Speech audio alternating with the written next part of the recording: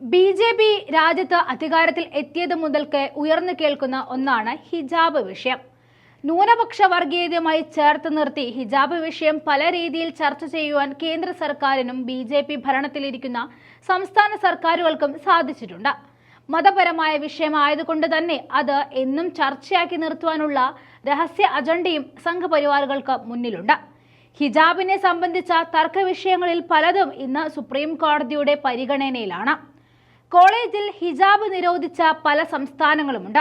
മതപരമായ സ്വാതന്ത്ര്യത്തിന് മേലുള്ള കടന്നുകയറ്റമായി പലതവണ കോടതി ഈ വിഷയം തള്ളിക്കളഞ്ഞതുമാണ്. എങ്കിലും രാജ്യത്തിന്റെ പല കോണുകളിൽ നിന്നും ഹിജാബ് വിഷയം ആളിക്കത്തി നിൽക്കുന്നുണ്ട്. കഴിഞ്ഞ ദിവസം ഇത് സംബന്ധിച്ച സുപ്രീം കോടതിയിൽ നിന്നും നിർണായകമായ നിരീക്ഷണങ്ങൾ വന്നിട്ടുണ്ട്. അത് BJPയെ സംബന്ധിച്ച് ഒട്ടും ആശ്വാസമുളവാക്കുന്നതല്ല. കാരണം ക്യാമ്പസിൽ വിദ്യാർത്ഥികൾ ഹിജാബ്, ബാഡ്ജ്, തൊപ്പി എന്നിവ ധരിക്കുന്നത് നിരോധിച്ചുകൊണ്ട് മുംബൈയിലെ സ്വകാര്യ കോളേജ് പുറപ്പെടുവിച്ച സർക്കുലറാണ് സുപ്രീം കോടതി ഇടപെട്ട് സ്റ്റേ ചെയ്തത്. പെൺകുട്ടികൾ പൊട്ടും തിലകവും ധരിക്കുന്നത് നിങ്ങൾക്ക് നിരോധിക്കാൻ കഴിയുമോ എന്നാണ് സുപ്രീം കോടതി ചോദിച്ചത്. എന്ത് വസ്ത്രം ധരിക്കണമെന്നതും തെരഞ്ഞെടുക്കാൻ പെൺകുട്ടിക്ക് സ്വാതന്ത്ര്യമുണ്ടായിരിക്കണം എന്നും കോടതി ചൂണ്ടിക്കാട്ടിയിട്ടുണ്ട്. കോളേജിന് അവരെ നിർബന്ധിക്കാൻ കഴിയില്ല. രാജ്യത്ത് നിരവധി മതങ്ങളുണ്ടെന്ന് അറിഞ്ഞുകൊണ്ട് നിങ്ങളെ ഇങ്ങനെ ചെയ്യുന്നത് നിർഭാഗ്യകരമാണെന്നും ആശ്ചര്യമുണ്ടാക്കുന്ന നടപടിയാണെന്നും കോടതി ചൂണ്ടിക്കാട്ടുന്നുണ്ട്.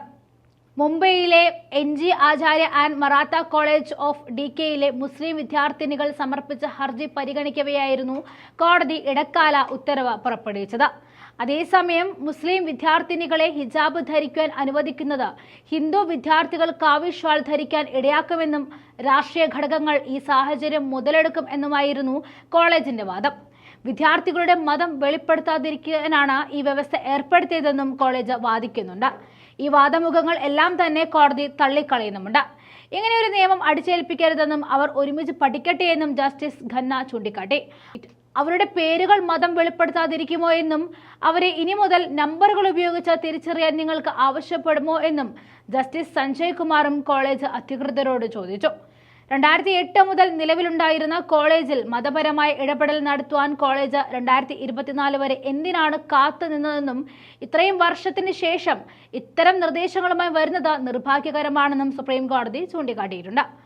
ഒരു കോളേജിനെ കേന്ദ്രീകരിച്ച് മാത്രം പുറത്തുവരുന്ന വിധിയാണെങ്കിലും സമാന സാഹചര്യത്തിൽ നിരവധി കേസുകൾ രാജ്യത്തെ പല കോടതികളിലും നിലനിൽക്കുന്നുണ്ട്. ഈ കേസുകൾക്കെല്ലാം ഈ വിധി ബാധകമാകും എന്നതുകൊണ്ട് തന്നെ വളരെ പ്രാധാന്യം നിലവിൽ ഈ കേസിന് കൈവന്നിട്ടുമുണ്ട്.